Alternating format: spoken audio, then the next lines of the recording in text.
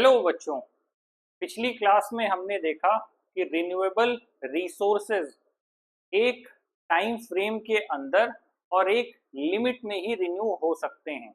अगर उसके बियॉन्ड आप कोशिश करेंगे कि कम समय में कोई भी रिसोर्स रिन्यू हो जाए तो अल्टीमेटली आपको सिर्फ डिस्ट्रक्शन मिलेगा।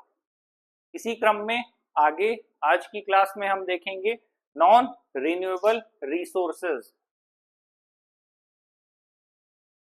ऐसे रिसोर्सेज रिन्यूएबल में अपेक्षाकृत कम समय में कोई भी चीज रिन्यू हो जाती थी। यहाँ पर नॉन रिन्यूएबल का मतलब है कि रिन्यू होने में टाइम लगेगा, तो ये आएगा नॉन रिन्यूएबल रिसोर्सेज में। इनका जो रिप्लेनिश होने का या फिर जल्दी से पुनः बनने का जो समय है वो काफी ज्यादा है। एग्जाम्पल के लिए जैसे fossil fuels, coal and petroleum, जो भी आपके निक्षेप हैं वो सब के सब जो भी पृथ्वी के नीचे आपको मिलते हैं उनको बनने में कई 100 साल या कई बार 1000 साल या कई बार लाखों साल में भी बने हैं। क्योंकि जब आप ह्यूमन रेस की बात करते हैं तो आप केवल बिफोर क्राइस्ट से लेकर के अब तक की बात करते हैं, लेकिन जब आप वही चीज पृथ्वी के संदर्भ में बात करते हैं तो 13 मिलियन ईयर्स करके आप बात करेंगे। वहां पर कई हजार करोड़ का इतिहास भी मिलता है, क्योंकि जो पृथ्वी है और जब वहां पर इंसानों का अस्तित्व नहीं है तो बिग बैंग से लेकर के अब तक, बिग बैंग का मतलब जहां पर पृथ्वी की उत्पत्ति हुई थी, पृथ्वी की उत्पत्ति से लेकर के अब तक के दौर के बारे में आप पूरी पढ़ाई करेंगे। तो जो वो टाइम पीरियड है पत्थर के नीचे, पत्थर इन द सेंस मान लीजिए पृथ्वी है, ये आपका धरातल है, धरातल के नीचे जो भी कोई चीज है उस चीज को, उस धातु को बनने में वो हो सकता है तब से बिग बैंग थ्योरी के बाद जब आपकी पृथ्वी का निर्माण हुआ, आपका सोलर सिस्टम बना और वहां से लेकर के तब से कोई एक पदार्थ पृथ्वी के नीचे बन रहा था और धीरे धीरे धीरे धीरे वो बना। कई बार वो मैग्मा के गर्म ठंडे होने से बना, कई बार वो पुराने पेड़, पुरानी हड्डियां, पुराने अवशेष के होने की वजह से वो फॉसिल फ्यूल बना। तो जो बनने का जो टाइम पीरियड है वो बहुत लंबा है और अगर हम उसको पूरी तरह से निकाल लेंगे, पूरी तरह से एक्सट्रैक्ट कर देंगे तो वो खत्म हो जाएगा। इसी तरह चाहे वो मिनरल्स हों, मेटल्स हों, जैसे आयरन, कॉपर, गोल्ड, ये सब के सब नॉन रिन्यूएबल रिसोर्सेज हैं। इसीलिए किसी देश की जो अमीरी है वो इस बात से तय होती है कि उसका संसाधनों पर अधिकार कितना है और उसके पास संसाधन कितने हैं। एग्जाम्पल के लिए एक समय था जब कहा जाता था कि भारत सोने की चिड़िया है, तो तब अपने पास कोहिनूर हीरे जैसी चीजें भी होती थी। वक्त के साथ जब हमारे देश का उपनिवेशीकरण हुआ, इसको लूटा गया, सिस्टमैटिक ढंग से यहाँ का पैसा वो लोग लेकर के चले गए, जब ये सारी चीजें हुई तो इससे प्रॉब्लम्स क्रिएट हुई। प्रॉब्लम्स का मतलब ये है जो हमारा पैसा था वो ड्रेन हुआ, हमारे जो वेल्थ थी वो ड्रेन हुई। आज वही चीज डिजिटल फॉर्मेट में ड्रेन हो रही है, तो ये समझने वाली बात है। तो ये जो भी हैं इनको बनने में बहुत लंबा समय लगा है। आज जो भी चीजें आप यूटिलाइज करते हैं, आप आयरन देखेंगे तो वो चाहे आपकी रेलवे की पटरी हो, आपके रेलवे की इंजन हो, बोगी हो, जो भी चीजें हैं, या आप डे टू डे लाइफ में लोहे का गेट यूज कर रहे होंगे, लोहे के बहुत से टीन या कैन में सामान मिल रहा होगा। इसी तरह आप स्टील यूटिलाइज कर रहे होंगे, आपकी जो प्लेट है, कप है, ये सब किसका है? स्टील का बना हुआ है। गिलास से किसका है? तो जो प्रोसेस है पूरे उस प्रोसेस से होकर के रिसोर्सेज आप यूटिलाइज कर रहे हैं। डे टू डे लाइफ में ऐसा नहीं हो सकता कि आप इन नेचुरल रिसोर्सेज को यूटिलाइज ना कर रहे हो, चाहे वो रिन्यूएबल हो चाहे वो नॉन रिन्यूएबल हो। आप सांस हर मिनट ले ही रहे हैं, पिछली क्लास में हमने यही पढ़ा था। तो बेसिकली ये जो भी आपके रिसोर्स हैं जिनका हम डे टू डे लाइफ में यूटिलाइजेशन कर रहे हैं, उसकी जो क्वांटिटी है वो लिमिटेड है।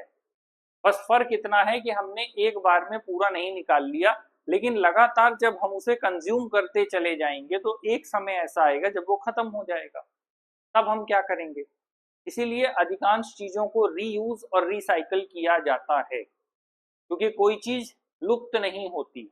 लोहा हो या स्टील हो, मान लीजिए स्टील की कोई चीज आपके पास है, वो पहले तो कई साल चलेगी, उसके बाद जब वो खराब होगी, टूटेगी, फूटेगी, फटेगी, तब जाके उस स्थिति को आप उस कंडीशन में आप उसे रिसाइकिल कर सकते हैं, आप उसे किसी को दे करके इम्प्रूव कर सकते हैं। तो ये सिचुएशंस देखने को मिलती हैं।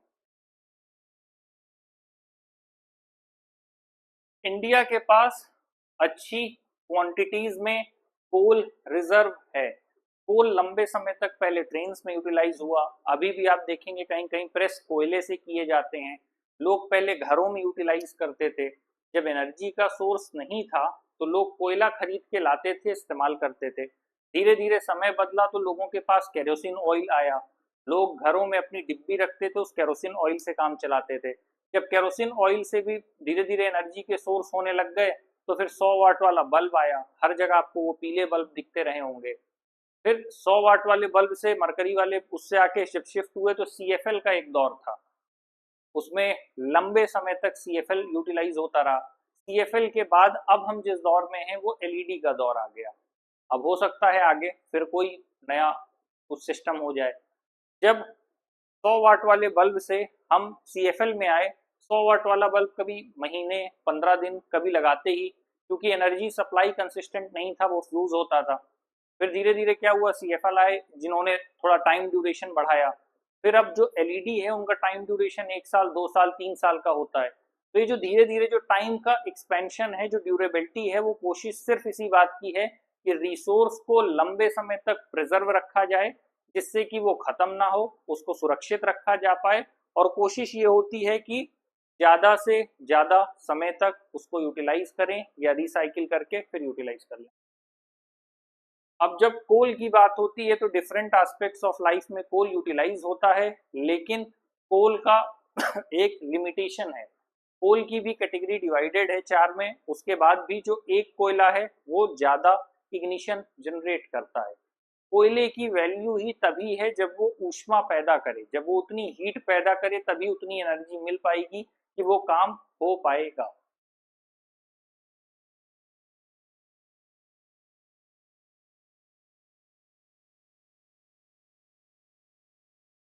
ये एस्टिमेट लगाया गया है कि कोल जो रिजर्व है इंडिया में वो लगभग अगले 50 साल तक चलेगा।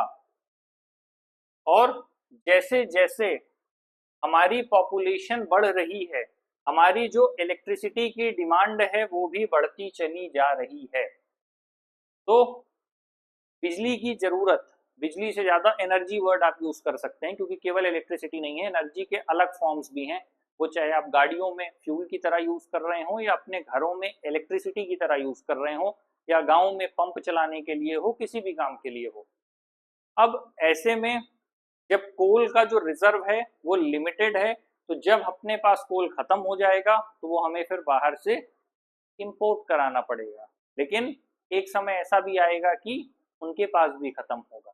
तो जो भी अपने रिसोर्सेज हैं, अगर हम उन्हें प्रिजर्व करके बेटर वे में यूटिलाइज करके और सही ढंग से सही दिशा में इस्तेमाल नहीं करेंगे तो पॉसिबिलिटी है कि बाद में दिक्कत होगी।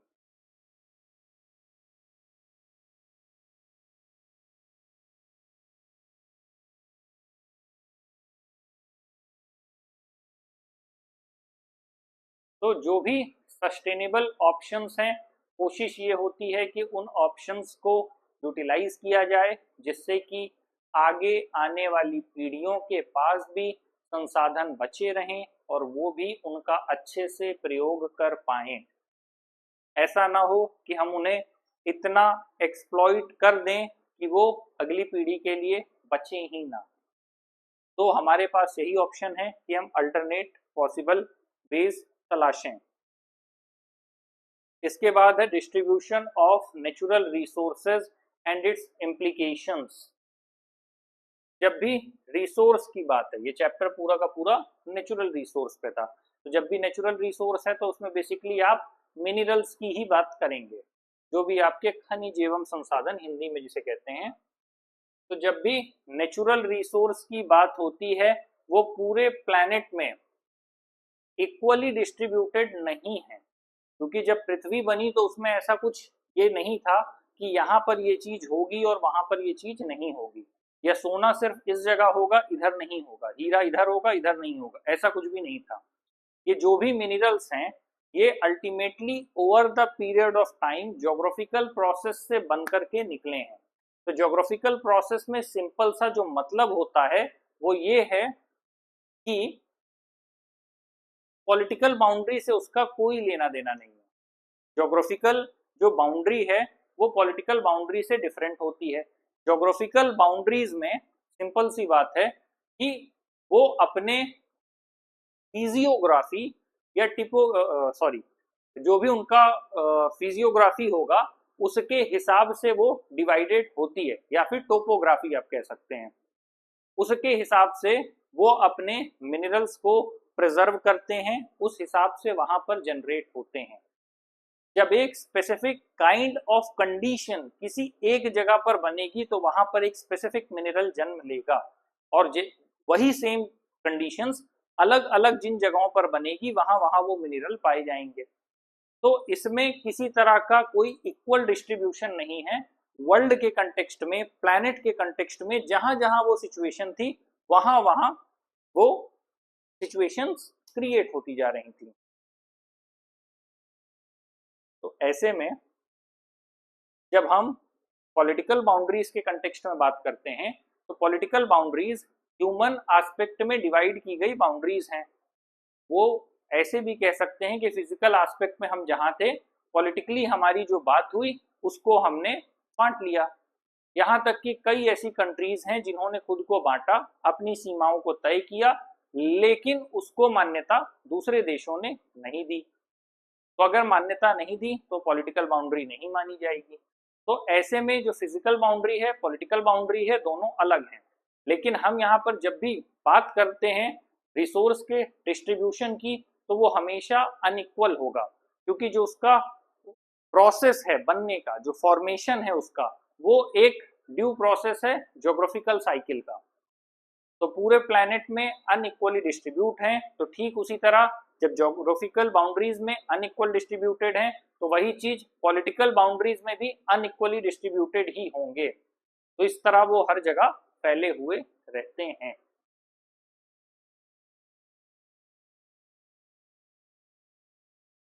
This uneven distribution shapes human settlements।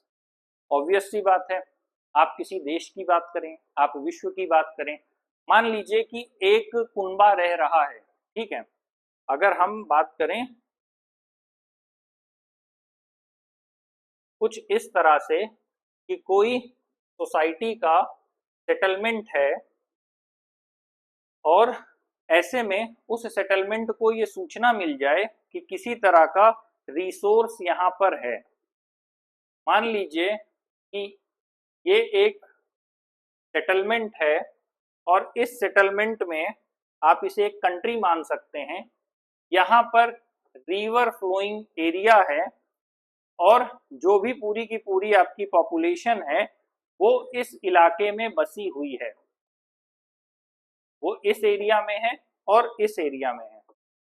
अब इस पॉपुलेशन को अगर ये सूचना मिले कि कोई भी ऐसा संसाधन, मान लीजिए आप उसे कह सकते हैं सोना, चांदी, हीरा या जो भी किसी तरह का खनिज इस जगह पर पाया गया, या इनको सूचना मिले एक अलग तरह का खनिज इस जगह पर है और एक अलग तरह का खनिज इस जगह पर है, तो ये पॉपुलेशन क्या करेगी, अपने को यहाँ से ले जाकर के शिफ्ट करने का काम करेंगे। वो यहाँ से अपने को रिलोकेट करेंगे यहाँ पर या फिर यहाँ पर या फिर यहाँ पर। उसका रीजन क्या होगा रिलोकेशन का, क्योंकि उन्हें पता है पॉपुलेशन को कि जहां हम रह रहे हैं वहां के जो रिसोर्सेज हैं उससे ज्यादा कॉस्टली रिसोर्सेज यहाँ पर अवेलेबल हैं। तो over the period of time एक देश से दूसरे देश में जो माइग्रेशन हुआ या एक जगह से दूसरी जगह पर जो पॉपुलेशन का शिफ्ट हुआ, उसका जो मेन रीजन था वो यही है। आज भी झारखंड की बात करें, छत्तीसगढ़ की बात करें या किसी भी जगह पर जहां पर भी रिसोर्स है, भले ही आसपास मीलों तक किलोमीटर तक कुछ भी ना हो, लेकिन उस एक एरिया में आप देखेंगे कंपनी डेवलप होगी, वहां पर लोग रहेंगे, वहां पर लोगों को रोजगार मिलेगा और उसके प्रोडक्शन से, फॉर्मेशन से लोग बेनिफिटेड होंगे। तो जहां भी रिसोर्स देखने को मिलेगा उस रिसोर्स के आसपास पॉपुलेशन अपने को शिफ्ट करेगी और जब तक वहां पर पॉसिबिलिटी है किसी भी रिसोर्स की, लोग उसका दोहन या शोषण करते रहेंगे। और इसी की वजह से कहा गया है कि जो ह्यूमन सेटलमेंट है वो शेप करता है। जो चीज हमने अभी देखी कि एक जगह से दूसरी जगह जो माइग्रेशन है उसकी वजह से ही शेप होता है। This uneven distribution shapes human settlements. अभी जो हमने देखा कि यहाँ से शिफ्ट होके यहाँ पर गए, वो क्यों गए? क्योंकि वहां उनको दिखा कि उनकी लाइफ बेटर है, वहां रिसोर्सेस बेटर हैं, इसीलिए वो एक जगह से दूसरी जगह पर शिफ्ट हो गए। तो क्या हुआ? इसने ह्यूमन सेटलमेंट को शेप देने का काम किया, क्योंकि जब लोग वहां पर जाएंगे, बसेंगे, वहां जानकारी है तो उस संसाधन को निकालने की कोशिश करेंगे। जब कोशिश करेंगे तो उससे उन्हें पैसा भी कमाना है, जो संसाधन निकलेगा उसे बेचेंगे। जब बेचने के प्रोसेस में आएंगे तो अपने आप क्या होगा? ट्रेड का पैटर्न डेवलप होगा। या तो उसको रीजनल लेवल पर भेजेंगे या नेशनल लेवल पर भेजेंगे या इंटरनेशनल लेवल पर भेजेंगे, जैसी उसकी कीमत होगी, जैसी उसकी जरूरत होगी और जितनी दूर वो भेज पाने में सक्षम होंगे। तो एक जगह सिर्फ रिसोर्स मिलने से ह्यूमन सेटलमेंट डेवलप हुआ, ह्यूमन सेटलमेंट डेवलप होने से ट्रेड पैटर्न्स डेवलप हुए, ट्रेड पैटर्न्स डेवलप होने से इंटरनेशनल रिलेशंस मजबूत हुए और उसके बाद कॉन्फ्लिक्ट्स भी हुए। जो डायग्राम मैंने अभी बना के दिया वो कॉन्फ्लिक्ट क्यों क्रिएट करेगा? क्योंकि आपने एक जगह रिसोर्स की बात तो कर दी। जब आप रिसोर्स की बात करते हैं तो स्वाभाविक सी बात है कि जो पॉपुलेशन यहां से यहां शिफ्ट होके आई या फिर यहां से यहां आई, जिस दिन इस पॉपुलेशन को, ये जो ये वाली पॉपुलेशन है, इस वाली पॉपुलेशन को जिस दिन ये पता चल जाएगा और इस वाली पॉपुलेशन को कि इस जगह पे ज्यादा कीमती रिसोर्स हैं, तो क्या होगा? जो ये वाले लोग हैं ये अल्टीमेटली सोचेंगे, जो वहां से यहाँ आए हैं वो सोचेंगे कि ये लोग ज्यादा फायदे में हैं तो हम इनका वाला जो रिसोर्स है उसको हथिया लेते हैं। लंबे समय से अलग अलग जब वैश्विक परिदृश्य की बात करेंगे तो जब आप देशों को देखेंगे तो एक दूसरे की ऑयल रिफाइनरीज को हथियाने को लेकर के लगातार विवाद की स्थिति बनी रहती है। उसका रीजन क्या है? वो यही रीजन है क्योंकि उनको लगता है कि ऑयल, लगता क्या, अगर वो ऑयल रिफाइनरी पर अपना कब्जा कर लेंगे तो वहां से होने वाले प्रोडक्शन को पकड़ लेंगे, वहां से उनका रीजनल लेवल हो, नेशनल लेवल हो, इंटरनेशनल लेवल हो, सारे ट्रेड पैटर्न्स को वो ऑक्युपाई कर लेंगे, कैप्चर कर लेंगे और जब वो कैप्चर कर लेंगे पैसा उनके हाथ में आएगा। तो पैसा अपने पास है तो फिर वो उसको किसी भी तरह से यूटिलाइज कर सकते हैं, गवर्नमेंट रन कर सकते हैं। तो जब भी संसाधनों की जानकारी होगी तो आपस में लड़ाई होना तय है और बहुत सी लड़ाइयां सिर्फ इसीलिए लड़ी गई क्योंकि नेचुरल रिसोर्स पर कंट्रोल करना था। अगर आपको रियल लाइफ एग्जाम्पल चाहिए तो आप जाकर के मत करिएगा ऐसा, पर फिर भी मैं एक एग्जाम्पल दे रहा हूं कि आप केवल जाकर के इतना बताइए कि मेरे घर में एक मटका रखा है जो खुदाई के दौरान निकला और वो सोने से भरा है। यकीन मानिए आपके कुछ दोस्त मौका पाते ही आपके घर आने की कोशिश करेंगे, जानकारी लेने की कोशिश करेंगे या फिर उसे लूटने की प्रयास भी करेंगे। तो ये एक ह्यूमन टेंडेंसी है, whenever they saw money they filled with greed. तो ये एक नॉर्मल प्रोसेस है। इसीलिए जब भी रिसोर्सेस की बात होती है तो इसको लेकर के कॉन्फ्लिक्ट होता है, आपस में लड़ाइयां होती हैं और कई देश ऐसे हैं जो संसाधनों पर कब्जा करने को लेकर के लगातार लड़ाई में व्यस्त रहते हैं।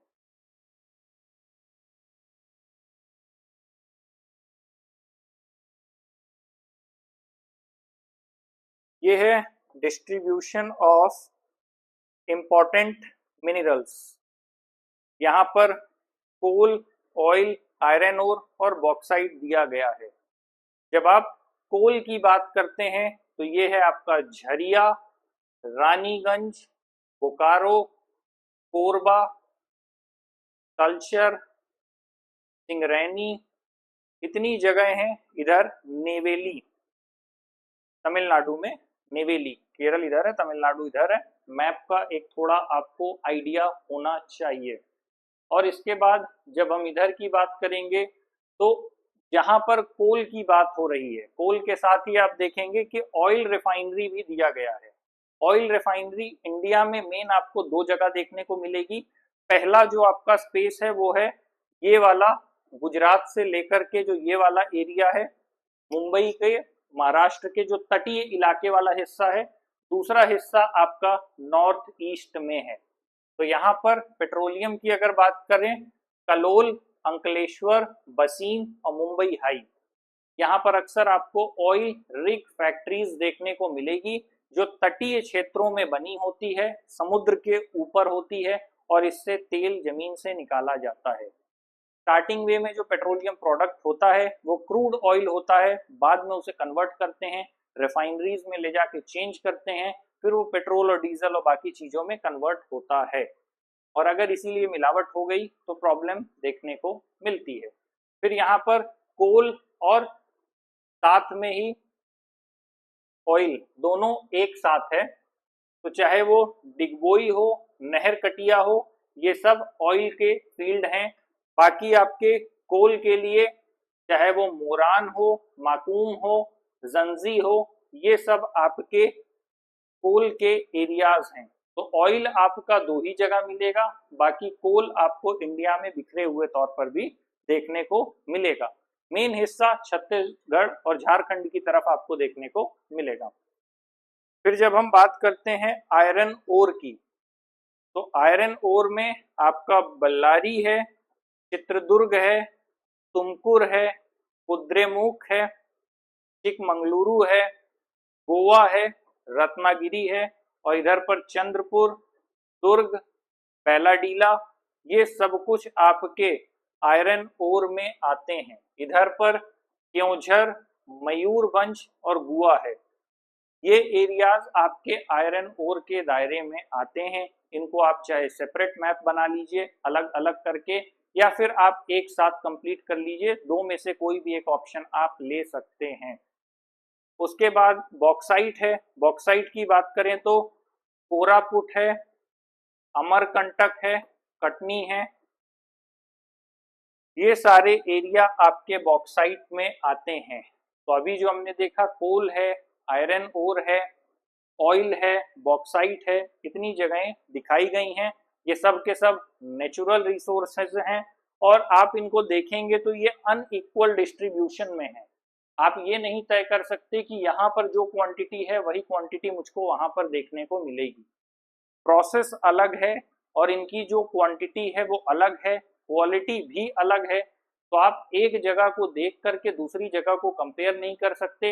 एक जगह में जिस तरह की स्थिति है दूसरी जगह में वैसी स्थिति नहीं देखने को मिलेगी और हर जगह अनइक्वली डिस्ट्रीब्यूटेड रिसोर्सेज देखने को मिलेंगे। जहां पर भी इंडस्ट्रीज लोकेटेड होंगी उसके आसपास एम्प्लॉयमेंट क्रिएट होगा। अभी जो हमने देखा था कि जहां भी रिसोर्स है लोग वहां पर शिफ्ट हो जाते हैं, माइग्रेट कर जाते हैं। उस माइग्रेशन का जो पर्पस है वो सिर्फ और सिर्फ यही होता है। तो जो भी इंडस्ट्रीज हैं वो नेचुरल रिसोर्सेज के आसपास देखने को मिलेंगी। जहां रिसोर्स दिखता है वहीं बगल में इंडस्ट्री डाल देते हैं। जब इंडस्ट्री डालेंगे तो काम करने के लिए लोग चाहिए, आसपास एक घेरा बना लेंगे, धीरे धीरे लोग आएंगे, एम्प्लॉयमेंट जनरेट होगा और वहां पर इकोनॉमिक एक्टिविटीज शुरू हो जाएगी। तो बेसिक चीज यही है कि अगर किसी को भी हीरा दिख रहा है तो वो हीरे के पीछे जाएगा, बेसिक ह्यूमन टेंडेंसी है। तो जहां भी रिसोर्स होंगे हर जगह वहां पर सेम सिचुएशन देखने को मिलेगी। रिसोर्स देख के लोग अपने आप को शिफ्ट कर लेते हैं। टाउनशिप्स हमेशा ग्रो करती हैं और जो इकोनॉमिक अपॉर्चुनिटीज है आसपास वो अपने आप बढ़ने लगती हैं, क्योंकि जब रिसोर्स मिला उस रिसोर्स को निकालने के लिए, एक्सट्रैक्ट करने के लिए, कन्वर्ट करने के लिए, ट्रांसपोर्ट करने के लिए सारी फैसिलिटीज बनाई जाती हैं, तो वो सारा काम एक जगह नहीं हो सकता। अमूमन जो भी नेचुरल रिसोर्स हैं वो जमीन में काफी गहराई में मिलते हैं। चाहे आप कोल की बात कर लें, पेट्रोलियम प्रोडक्ट की बात कर लें, इनको काफी गहराई से ले जाकर ड्रिल करके निकालना पड़ता है, तभी ये पॉसिबल हो पाता है कि इनको दूसरों को दिया जा सके, मतलब दूसरों के यूटिलाइजेशन के काम आ सके। पहले तो वो रॉ फॉर्मेट में है, रॉ फॉर्मेट को आप चेंज करते हैं ज्यादातर प्रोडक्ट्स में, और फिर उन्हें चेंज करने के बाद आप मार्केट में सप्लाई करते हैं।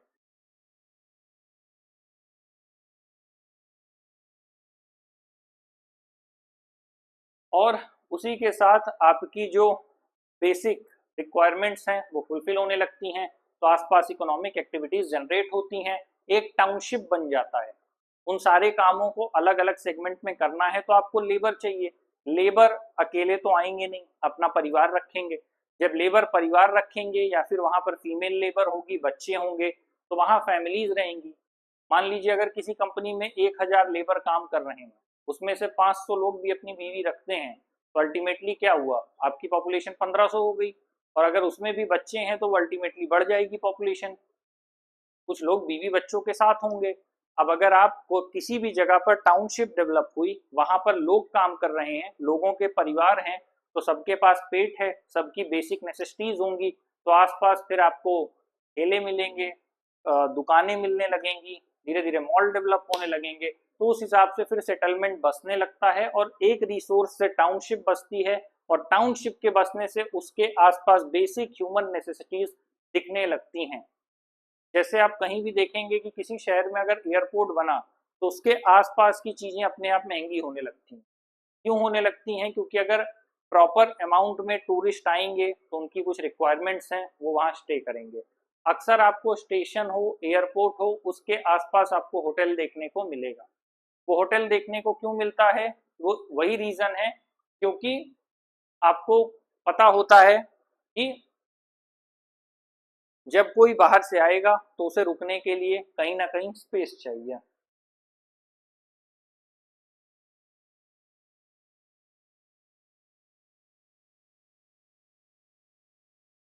और जब भी हम इस तरह की बात करते हैं तो हो सकता है कोई इंडस्ट्री शॉर्ट टर्म में हो और कोई लॉन्ग टर्म में हो।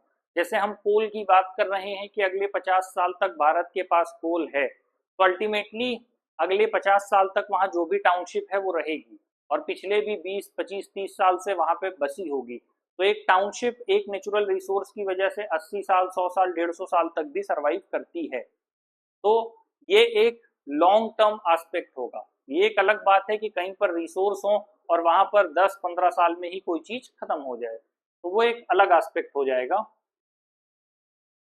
Over the across the world हमारे पास ये ऑप्शंस हैं, रिसोर्स एरियाज हैं कि सारे के सारे पूरे वर्ल्ड में जहां पर भी आप देखेंगे रिसोर्स पाए जाते हैं, वहां पर जो पॉपुलेशन है वो अपने आप डेंस होने लगती है, क्योंकि इकोनॉमिक अपॉर्चुनिटीज बढ़ती है, वहां पर एम्प्लॉयमेंट बढ़ता है, तो लोग वहां ज्यादा से ज्यादा रहने लगते हैं।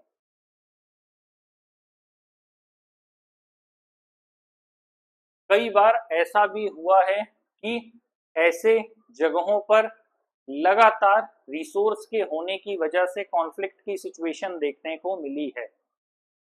हम चाहें तो सूरज को ऐसे करके ढक नहीं सकते, वरना अगर जो ताकतवर देश है उसका बस चलता तो वह अपना सैटेलाइट भेज के सूरज को ढक लेता, या वो एक ऐसी मशीन बना देता कि सूरज की रोशनी जहां जा रही है उस रोशनी को घुमा दो, सीधे मेरे ही देश पे आएगा, बाकी किसी देश को मिलेगा नहीं। अब तक ऐसी टेक्नोलॉजी डेवलप नहीं हुई है, लेकिन अगर हो गई तो ये भी होगा कि अमेरिका और यूरोप जैसे देश कहेंगे कि एक काम करो, बड़ा सा ऐसा लगाओ जो कि छतरी टाइप लगाओ जो पूरे सूरज की रोशनी को हमें रिफ्लेक्ट करके दे दे, जो महीने हमारे ठंडे हैं वहां की बर्फ पिघल जाए। खैर अब तक ऐसा नहीं है, मतलब कहने का ये मतलब है कि जहां भी रिसोर्स है वहां पर कॉन्फ्लिक्ट होगा, बिना कॉन्फ्लिक्ट के रिसोर्स नहीं होते हैं। अब वो यहाँ पर वही एग्जाम्पल दिया है, shared water of Brahmaputra river. तो यहाँ तक कि जब नदी दो राज्यों में बहती है तो अंतरराज्यीय जल विवाद देखने को मिलता है, दो राष्ट्रों के मध्य बहती है तो भी आपको अंतरराष्ट्रीय जल विवाद देखने को मिलता है। भले ही नदी का ओरिजिन कुछ और हो, वाटर अगर शेयर्ड होगा तो अल्टीमेटली कहीं ना कहीं कॉन्फ्लिक्ट होगा। तो जब नेचुरल रिसोर्सेज में कॉन्फ्लिक्ट है तो आर्टिफिशियल रिसोर्सेज जब लिमिटेड हैं तो उसको लेकर के कॉन्फ्लिक्ट तो होगा ही। इसीलिए इंपोर्ट है, एक्सपोर्ट है, उसमें ड्यूटी रहती है, टैरिफ रहता है, आपस में कॉन्फ्लिक्ट चलता रहता है। यही रीजंस हैं और लगातार ये कॉन्फ्लिक्ट्स बने रहते हैं और कई कई साल 10, 20, 50, 100 साल से भी लड़ाई होती रहती है। वैश्विक परिदृश्य में बहुत से ऐसे देश हैं जो सिर्फ इस बात के लिए लड़ते रहते हैं कि तेल पर किसका कब्जा होगा। आईएसआईएस ने बहुत समय तक लड़ाई की, लोगों को पता होगा तालिबान के बाद सबसे बड़ा आतंकवादी समूह आईएसआईएस ही था। आईएसआईएस ने बहुत जगहों पर सिर्फ अपना जो कब्जा बना रखा था, नेटवर्क बना रखा था, बाहर से जो हथियार खरीद रहे थे वो सबके सब इसीलिए पॉसिबल थे क्योंकि उन्होंने तेल के इलाकों पर कब्जा कर रखा था। और अमेरिका जैसे नालायक देश हर जगह होते हैं जो खुद की ही अपनी ही वेपन फैक्ट्री में वेपन बनाते हैं और अपनी जीडीपी को बढ़ाने के लिए दूसरे देशों को हथियार देते हैं, और फिर यही लोग वैश्विक परिदृश्य में डिसआर्मामेंट की बात करते हैं। सिंपल वे में बात किया जाए कि पहले आप हथियार बनाते हो, दूसरे को हथियार बेचते हो, खुद के पास हथियार है और आप कह रहे हो कि तुम निहत्थे हो जाओ। इसीलिए फिर इंडिया ने न्यूक्लियर टेस्ट किया था। तो आज इंडिया न्यूक्लियर पावर है, वो इसीलिए है क्योंकि देश के बड़े पदों पर बैठे शीर्षस्थ नेता या जिन लोगों ने नेतृत्व किया उन लोगों ने इतनी हिम्मत की कि वो ऐसे फैसले ले पाए। नहीं तो विकसित देश का तो कहना है कि हम हथियार रखेंगे, तुम मत रखो। तो ये वही बात है कि हमारे पास हथियार है और जब तुम लड़ाई में उतरोगे तुम निहत्थे हो। और सबसे बड़ा खेल इनका ये होता है, दो देशों को लड़ा दो और दो देशों में अपने हथियार बेचो और अमीर हो जाओ। सामने से इस देश को हथियार दो, फिर कहो दूसरे देश को तुम मत लड़ो, हम डिप्लोमेसी करेंगे। फिर वो जाएंगे दूसरे देश को कहेंगे अच्छा ये वाला देश मान नहीं रहा, तुम हथियार ले लो। पहले इधर बेचा, फिर बहाने से इधर बेचा, फिर लड़ाएंगे, फिर आपस में ट्रीटी कराएंगे। तो ये पुराने सब कॉन्सेप्ट्स हैं, उधर अभी हम नहीं जाएंगे, वो सब आईआर के खेल हैं और लंबे खेल हैं। तो रिसोर्सेस को लेकर के हमेशा से लड़ाई रही है और कभी कभी कॉन्फ्लिक्ट होते हैं, कभी कभी दो लोगों के बीच, दो देशों के बीच कॉन्फ्लिक्ट कराए जाते हैं। तो अगर समझदारी कम हुई तो कॉन्फ्लिक्ट हो जाएगा। नेशनल और इंटरनेशनल ट्रेड डिपेंड करते हैं ज्योग्राफिकल लोकेशन, जो भी आपके नेचुरल रिसोर्स की है। अगर हम इंटरनेशनल ट्रेड की ही बात कर रहे हैं तो अगर जो समुद्र पे की ही अगर हम बात करें तो वहां पर भी लगातार पायरेट्स होते हैं, देशों के अपनी सीमाएं बनी हुई हैं राजनीतिक, आपस में एक दूसरे में कॉन्फ्लिक्ट के चांसेस रहते हैं क्योंकि एक देश दूसरे देश की सीमाओं में अतिक्रमण कर जाता है और वहां पर भी रिसोर्स को लेकर के लगातार कॉन्फ्लिक्ट रहता है, वो चाहे नेशनल ट्रेड हो या इंटरनेशनल ट्रेड हो। और जो भी इस तरह के ट्रेड हैं वो डिपेंड करते हैं रिसोर्सेस पे। अगर आपके पास रिसोर्स ही नहीं है तो दूसरे देश से आप बदलेंगे क्या? इंपोर्ट एक्सपोर्ट के लिए भी आपके पास तो एटलीस्ट कुछ रिसोर्सेज होने चाहिए जो आप दूसरे देश को बेच सकेंगे। अगर आपके पास ही रिसोर्स नहीं है तो आप दूसरे से क्या एक्सचेंज करेंगे या उससे किस तरह से पैसे लेंगे या उसकी क्या वैल्यू करेंगे? तो आपको उसके लिए भी जो आपस में किसी तरह के व्यापार के लिए, किसी तरह के बिजनेस के लिए आपके पास भी किसी तरह के रिसोर्स होने चाहिए।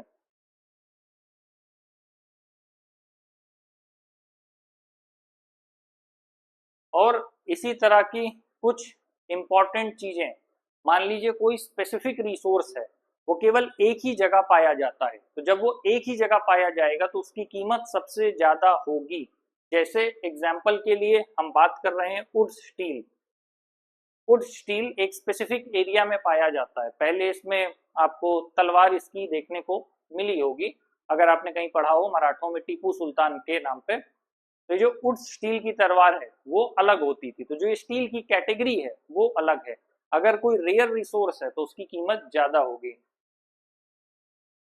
और हमको पता है कि जो ट्रेड है वो बड़े एम्पायर्स को बिल्ड करने का काम करता है। जिसके पास रिसोर्स है, जो संपन्न है और जो उस ट्रेड में इंडल्ज है, इन्वॉल्व है, वही पॉसिबल है कि ज्यादा से ज्यादा इनकम जनरेट कर पाएगा, अपने किसी तरह के एम्पायर को बना पाएगा। तो उसके लिए रिसोर्स का होना जरूरी है। नेचर कभी भी पॉलिटिकल बाउंड्रीज पर अटेंशन नहीं देती है, उसको कोई लेना देना नहीं है कि हम ये वाला जो प्रकृति को कोई लेना देना नहीं है कि लो सोना तुम ले लो, चांदी तुम ले लो, हीरा तुम ले लो, बॉक्साइट तुम ले लो, उससे कोई लेना देना नहीं है। वो किसी पॉलिटिकल बाउंड्री को नहीं फॉलो करता, ज्योग्राफिकल रिसोर्स उसी के हिसाब से होता है। इसीलिए कई जगह पर ये टेंशन्स को पैदा करता है। कभी कभी ये राज्यों के बीच हो सकता है या कभी कभी देशों के बीच है। जब भी कोई साझा संसाधन की स्थिति होगी तो दूसरा राज्य या दूसरा देश चाहेगा कि मुझे ज्यादा से ज्यादा मिल जाए। इस तरह की परिस्थिति देखने को मिलती है। एक एग्जाम्पल है sharing of Kaveri river water among Karnataka, Tamil Nadu, Kerala and Puducherry. जब एक नदी बह रही है और वो अलग अलग राज्यों से होकर के जा रही है तो उसके जल के हिस्से को लेकर के विवाद होगा। जो भी राज्य ऊपर है वो चाहेगा तो पानी रोकेगा, और अगर रोकने की कोशिश करेगा तो नीचे के हिस्से में जो लोग हैं उन्हें पानी कम मिलेगा। और जब वो स्कैरसिटी फेस करेंगे, जब वो ट्रबल में जाएंगे, प्रॉब्लम्स फेस करेंगे, तो कहीं ना कहीं इस बात को लेकर के वो अपोज करेंगे।